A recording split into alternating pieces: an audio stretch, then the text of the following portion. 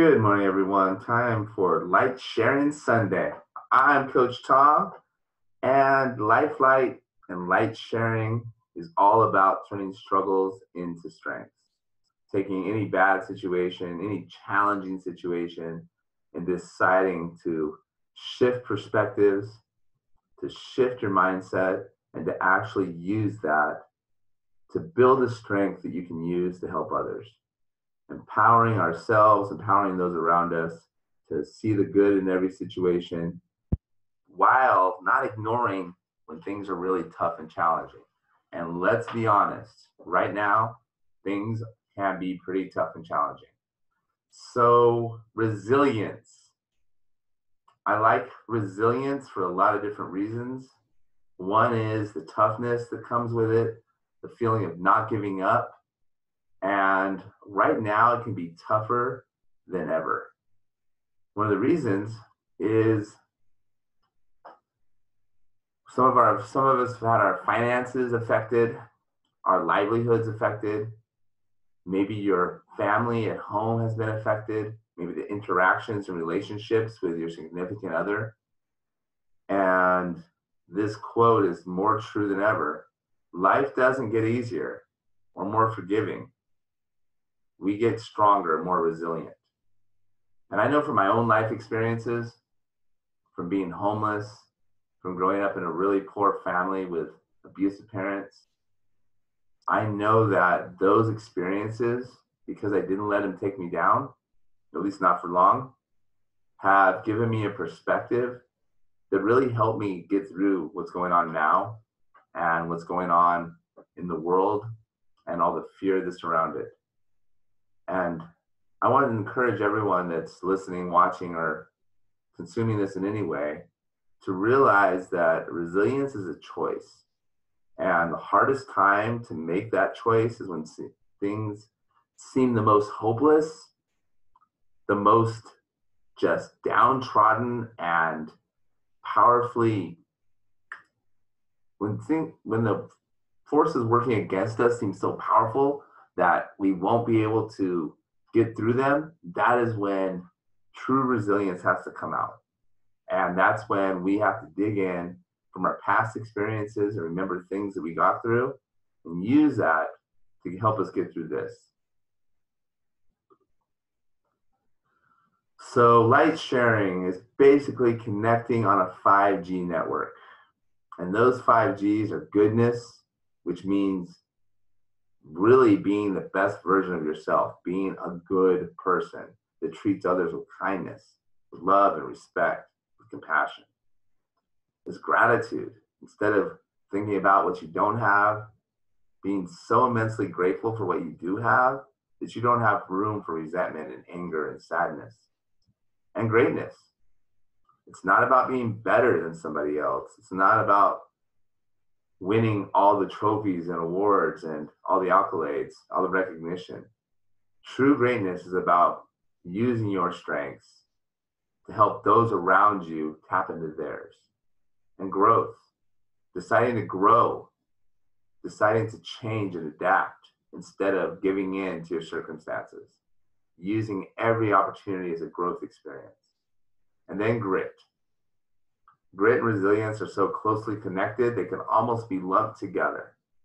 Resilience is definitely a part of grit. Resilience usually happens right after you experience a big setback. Resilience happens when you're in the midst of a really hard situation or setback, such as the coronavirus, making it so you can't work, or you cannot go out and work out with others, or you cannot go out and socialize with others, where you are cooped up in one area. But is it really that bad? Or is it our perspective that makes it that bad? It's our perception of it. Because when we have grit, we are in a constant state of getting through no matter what comes our way.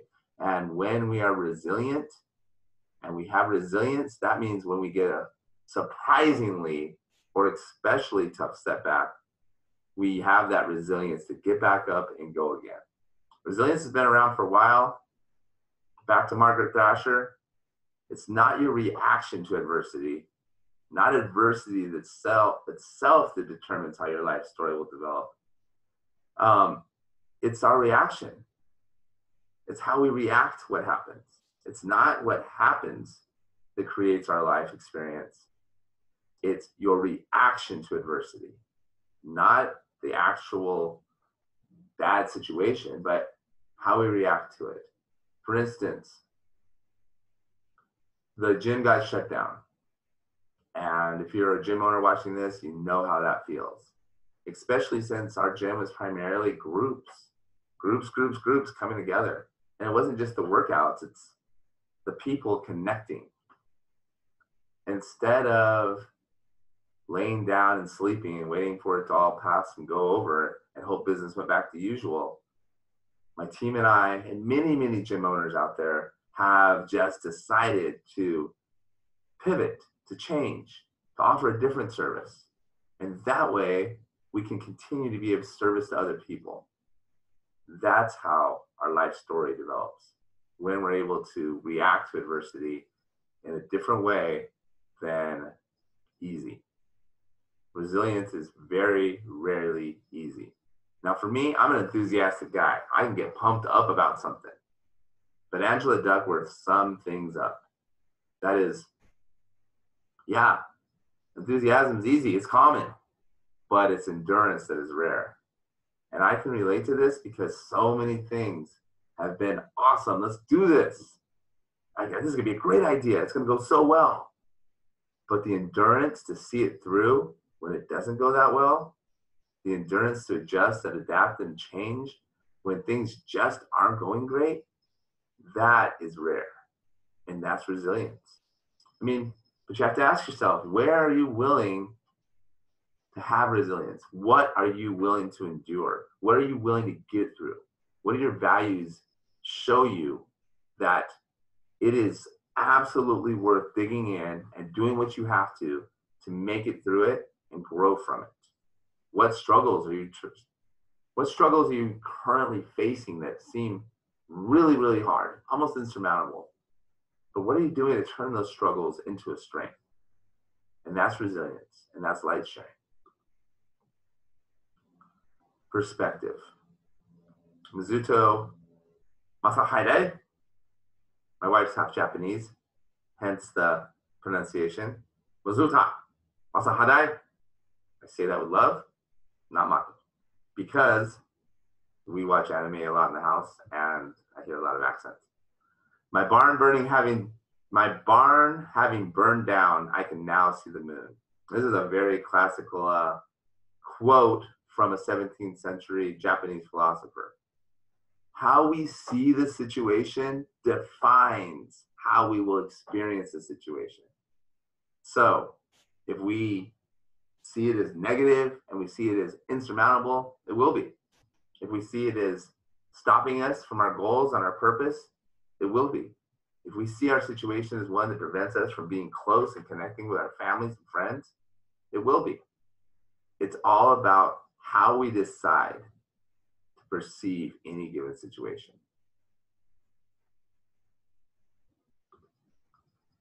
Summoning the grit when your tank is empty. Oh, what else can happen? I cannot take anything else, but yet something else happens. Maybe even worse than the things before. Having the grit to get through it, having the grit to dig in and find that is how we get through tough situations and actually turn them into strengths. Now, I love this one. Bending towards growth when breaking would be easier. Like a bamboo. Bamboos are very resilient. They can withstand so much wind where other trees are actually going to break. And the bamboo's not that big, but it's resilient because it bends and it grows and it bends and it grows. It keeps going. Where another tree is solid and as big and as strong as it is, enough wind is going to break it down. It won't grow anymore. It dies. So the ability for us to bend and grow as opposed to breaking and giving up, that is key. Bending towards growth. Why do we need resilience more now than ever? Now, when I talk about resilience, it doesn't mean just the act of not giving up. It doesn't mean taking more and more action, though action is part of it. There's a bigger picture to it. And part of that picture is deciding to continue to take action towards that worthy goal, but not allowing the way you treat others to change. To take action, to keep moving, to keep working, but to keep treating your family, your teammates, your clients, your coaches, your coworkers, your doctors, the person delivering your food or ringing you up at the cash register, to treat them with love, kindness, and compassion. That's resilience. When everything around you is falling apart, but you still dig in and treat people nicely, with kindness, with love, with care, the way you want to be treated. That is the resilience we need. That's the resilience that's going to change our lives. So I will say this every single week. The world needs lifelighters now more than ever. The world needs people to be resilient, to rise up, and to do their absolute best when things are the absolute toughest they've ever been. So I encourage you, be a lifelighter. And for those of you tuning in for the first time, Lifelighter has zero religious connection. It is not Buddhist, it is not Christian, it is not Mormon, it is not Muslim, it is not, it's a way to connect with people. Light sharing is connection, and it's what it's all about. And we are all connected. And I believe we're connected by this light we have inside of us that never stops shining, that will always go on, and it gives us our superpowers. When we tap into that light, I call it your life light, call your spirit, call your soul, verbiage, tomato, tomato, potato, potato.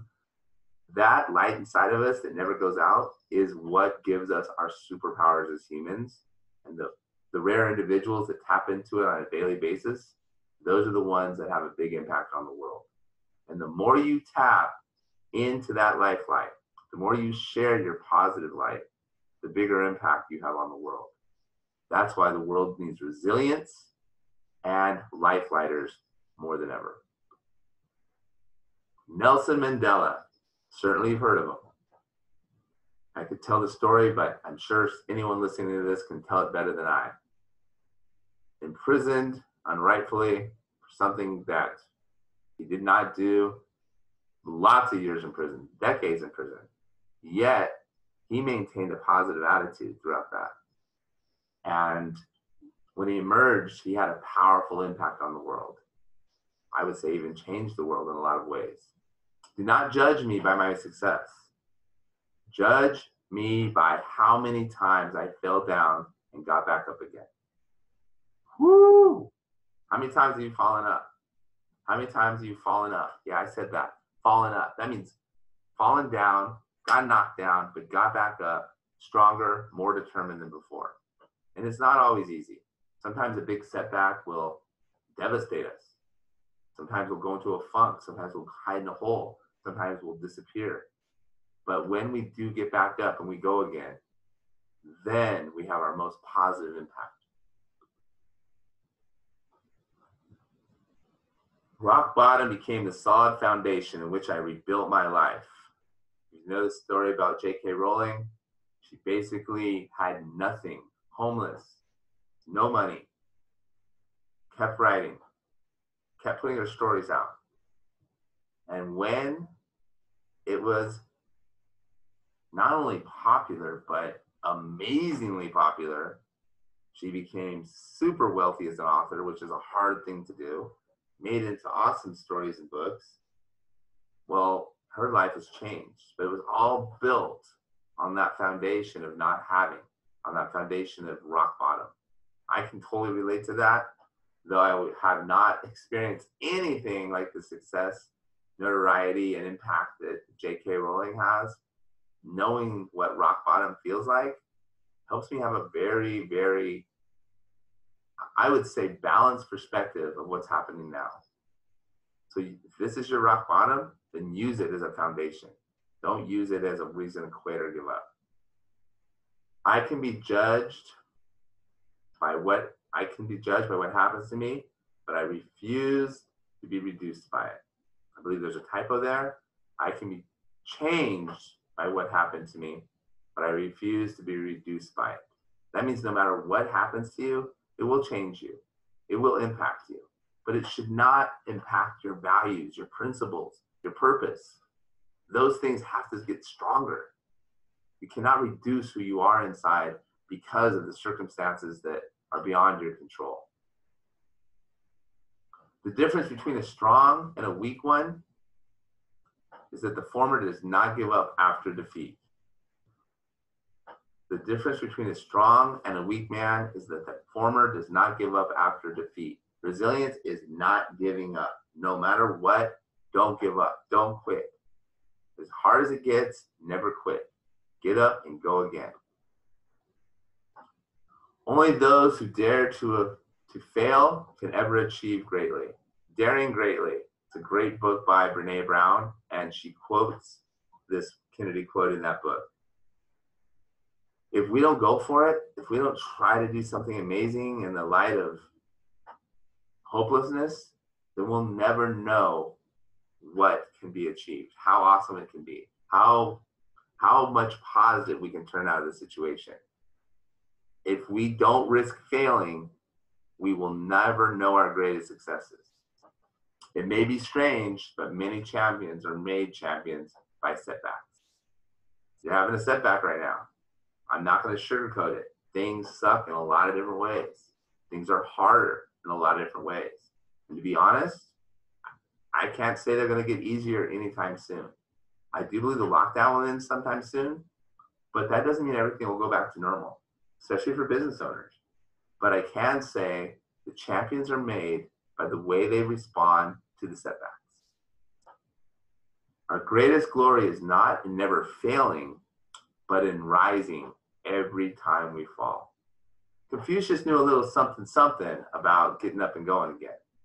He knew a lot about making the most of your situation and acceptance. Accepting your situation, not resisting it, but then using it to make something amazing happen. If you're going through hell, keep going. It's great. Winston Churchill, yes, it may feel like hell. You may feel like giving up, but to keep going is absolutely the best thing you can do because it will make you stronger.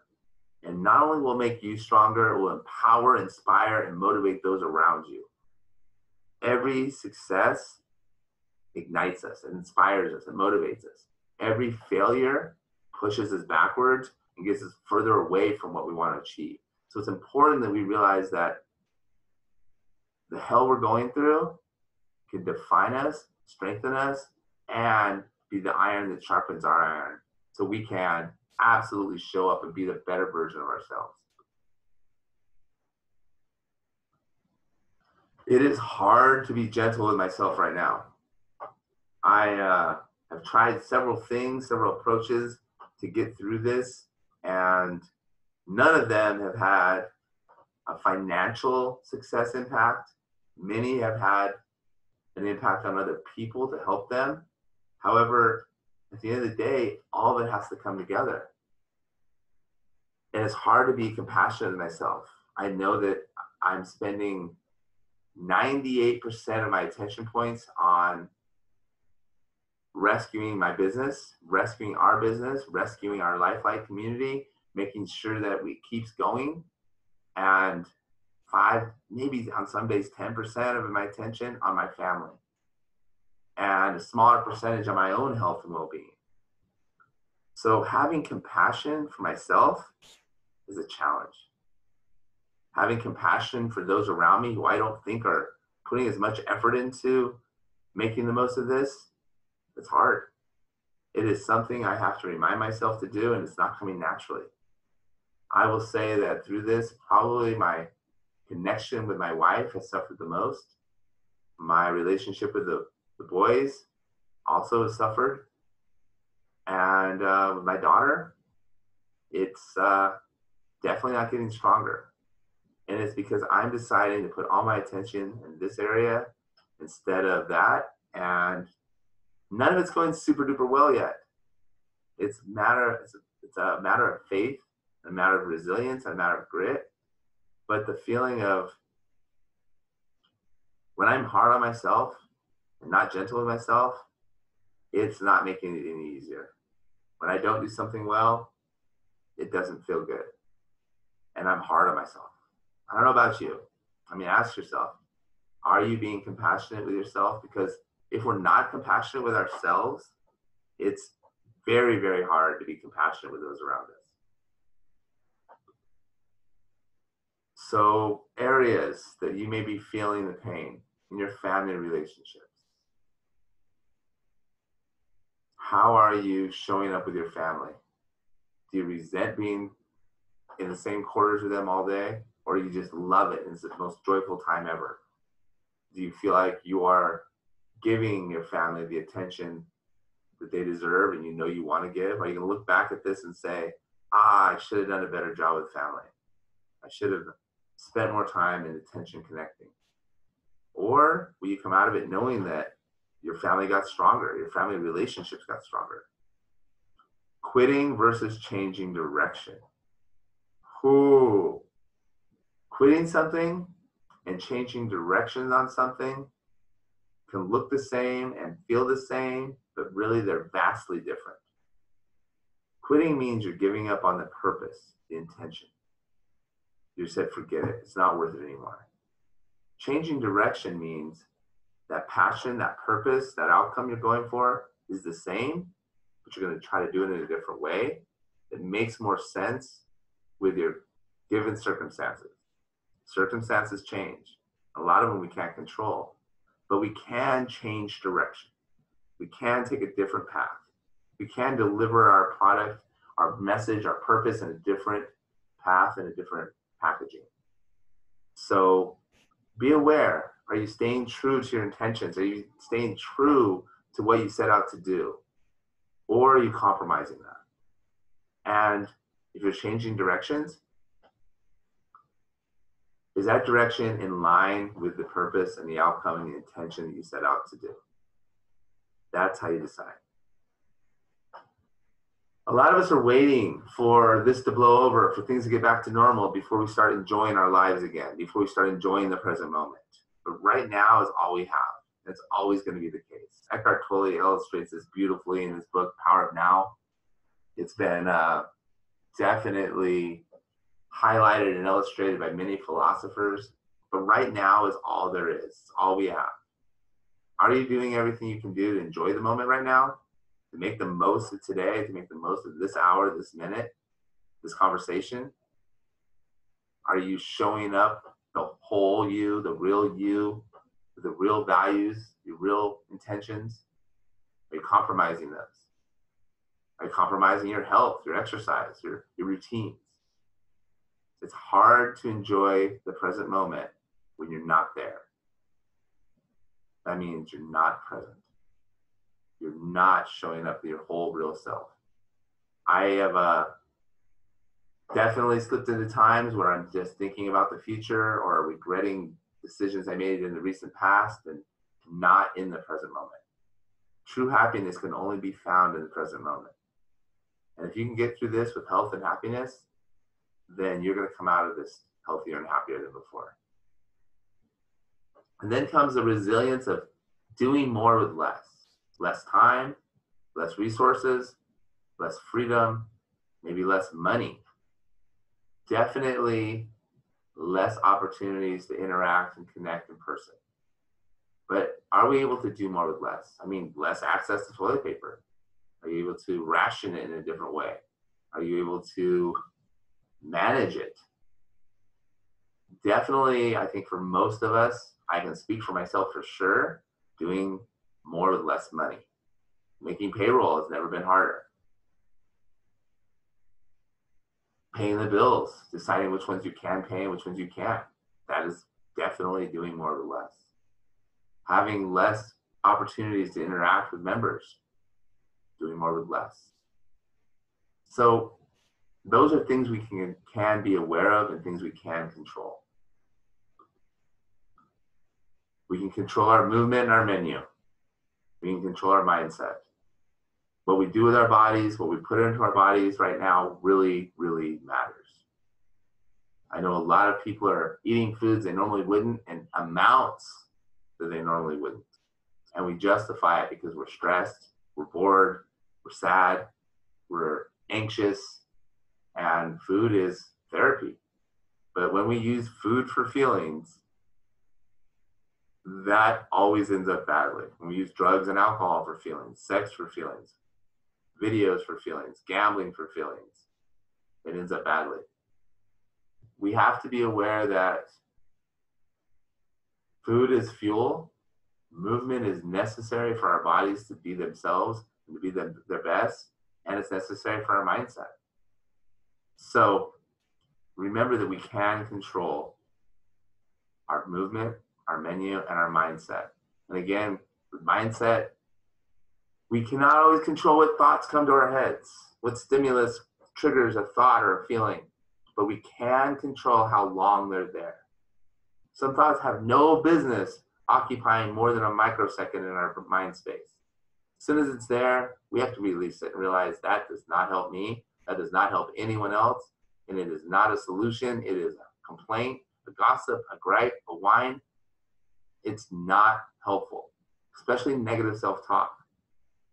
There's a big difference between recognizing a problem and coming up with solutions to fix it, and knowing a problem's there and complaining about it, resisting it, trying to wish it away, and feeling like a victim, feeling self-pity. Instead, it's better to say, okay, how can I shift this perspective and see it in a different light? How can I see it in the, now my barn's burned down, I can see the moon. Now that I don't have as much resources, I can be more resourceful. Now that I don't have as many things, I can be more grateful for what I do have. It's all about perspective, and we can control that. Kindness, it is a commodity. Right now, kindness is our greatest currency. Being kind to ourselves and one another is a way that we can get through this faster and stronger than ever before. And showing up, no matter what, showing up as a true person you are, having the resilience that no matter what's happened, you get back up and you go again, and you show up the best version of yourself. We are not our patterns. We are not our past. We are who we are at this moment. And to show up as that person is the greatest gift we can give to the world. It all comes to health and happiness. Keeping your mindset healthy, keeping your mindset focused on solutions, keeping your body lower stress levels, keeping your body exercised, keeping it active, keeping it in movement. It's going to improve your health. It's going to inspire those around you. It's going to empower you to have an impact. Healthy relationships, so important right now. We can't allow social distancing to compromise our relationships with others. We have to be creative. We have to be outgoing. We have to use technology, but we must remember that relationships and connections are what power human beings. Happy people. We can be happy today. We do not have to wait for everything to change. We don't have to wait for anything to change. We can be happy right now at this moment. But it's a decision. And the more happiness the world has right now, the more health the world has right now, the better we're going to do as a world right now. I'm going to end with this. Turn your wounds into wisdom. If it's not a win, it's a learning experience. And every learning experience grows our wisdom bank account. And the wisdom to know the difference. That's a quote. And to have the serenity to accept the things we cannot change, the courage to change the things we can, and the wisdom to know the difference. That wisdom comes from pain and suffering. That wisdom comes from life events. So to wrap things up, I encourage you to be resilient. Not to pretend like everything's great. To accept, hey, whoa, things aren't so great. In fact, they kind of suck. However, I choose resilience. I choose to go for the person I am and the values I have, and the purpose that I want to pursue, and the positive impact I want to have on people. Because if you ask me what the purpose of life is, it is to take our own pain, our own suffering, to turn that into strengths and to use that to have a positive impact on as many people as possible. And whether your radius is your family at home, or maybe just one family member, or your radius is your whole city and community, or your radius is our country, or maybe you have a universal radius and helping the whole world, the whole universe, whatever it is, taking the struggles, turning them into strength, and using the wisdom you get in that process to have a positive impact on others, that is when we use resilience to make the world a better place. And if we make the world a better place, then it's been a success. I'm Coach Tom, the most grateful man on the planet. Thank you for taking the time to watch this. And I hope that if it raises your resilience level even 2 levels, from a level 8 to a level 10 on a scale of 20, that's great. And if not, but maybe later you feel more resilient, that's great too. And if you think it sucked, well, that sucks. But I'll have the resilience to make another one next week. Once again, Coach Tom, grateful that you're here, grateful for resilience, and grateful that we have an opportunity to do it better every time.